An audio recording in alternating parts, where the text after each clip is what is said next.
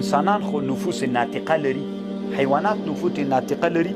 دی وایي د عبدالوهاب شعراني نه نقل کړی چې نفوس ناطقه دام لري. او بلې دا کړی طالبانو د حیوانات خو څه کوي چې نفوس داسې نفوس لري طالبانو چې د هغې په واسطه تفکر کوي لکه انسانان غوندې. څوک عقلونه لري؟ حیوانات. بیا دی وایي عبدالوهاب شعراني رحمه الله د علي الخواص نه نقل کوي چې حتی د حیوانات څه دي دا د الله له طرف نه مکلف دي، دوی هم په احکامو باندې مکلف دي، دوی ته هم الله حکمونه. طنطاوي ته به هم لږ ورسو طالبانو. طنطاوي دلته وایي یوه ورځ ناست وه مصر کې د نیل څنډې ته، وایي ثعلب او لیوه منډې وهلې وای دښتې کې، هسې فضا وله وي تپه تیاره وله، پورته په فضا کې د اسمان ستوري پړکېدل را پړکېدل. او طالبانو دنیا هلته خوند کوي چې خوند ترې واخلي که نه. ته ګورې دا خبر څومره خوند کوي. د شپې راووتلم وایي د نیل د اوبو شړها صحیح و که نه، او اسمان کې د ستورو پړکهاری و، داسې تک شپین اسمان و، خوند یې کو. تپه تیاره وله وی لیوو ګیدړې منډې وهلې ثعلب، او وی چرت کې لاړلمه چې د حیوانات به هم فکر لري که به یې نه لري. او قرآن دا آیات را په یاد سو وما من دابة فی الارض ولا طائر یطیر بجناحیه الا امم امثالکم. نو دلته قرآن داسې وایي که نه چې خلکو کې داسې مشهوره ده چې نه دوی فکر و عقل و نفوس ناطقه نه لري.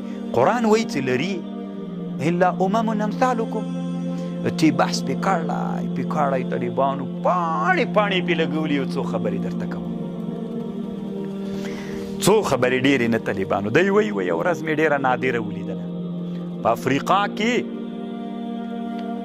دا شادیان چې دي چې له یوې جزیرې نه بلې جزیرې ته ځي، په سوونو شادیان شاید دلته ختم سي که شادي کیلې سره ډېره جوړه ده.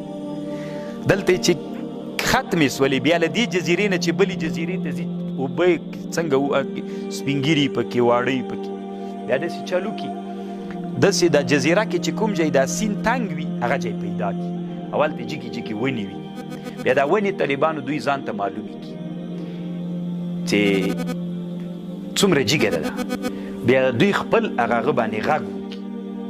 غږ چې وکړي یو شادي پاسه ځوانان شادیانې دا پاس وخېږي یا شاخ راونیسي، شاخ هم ښه کلک شاخ د ونې دا یې چې ښه کلک ونیو، نو بیا د خپلې پښې بیرته راتاو کړې دلته یې پکې بندې کړې، بله شادي راځي د ونې ته ورخېږي، نو هغه د ده په پښو کې لاسونه وربند کړي، بیا هغه خپلې پښې بیرته په د خپلو پښو کې وراچي، د زنجیر کړۍ جوړه سي عین تر مځکې پورې.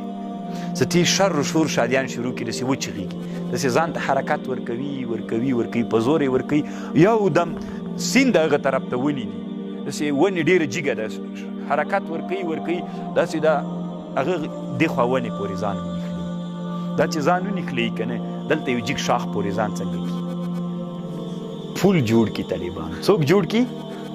څومره شادیان چې هلته سپین ګیري واړه ولاړ دي هغوی ته غږ وکړي، ونو ته راخېږي په پله باندې راتېرېږي، دې خوا ته راوړي په سوونو، پوه شو چې دا راواوړي طالبانو، بیا دې ونې والا داسې پورته وخېزېږي، جګ شاخ ده، هغه ته وایي چې ته هغه شاخ را پرېږده، هغوی چې هغه شاخ را پرېږدي داسې راوزانګي، بس دلته ټول کته سي. څه فکر کوي؟ دا عقل و شعور فکر د کبل شي. یو یې دا ښودلی چې یو ورځ په کښتۍ کې خلک سپاره ول، یوې ښځې سره بچی په غېږ کې، نو دا بچی داسې کښتۍ نه کتل، بچی کته وغورځېد، یو ورې ښځې چغې کړې، هلته یو سړی ناست و فرانسوی وی کښتۍ کې، د هغه سره سپی و کتاب یې کتل، وایي هغه رامنډه کړه څه چل دی بچی ته، وایي دې ښځې ته یې ویلي چې د بچي کوم شی د سره سته ده؟ وایي و سته را سره، وایي هغه راکړه، هغه یې چې سپي ته وربوی که طالبانو چې نه دا پوی که سپي اوبو ته ورمنډه کړه.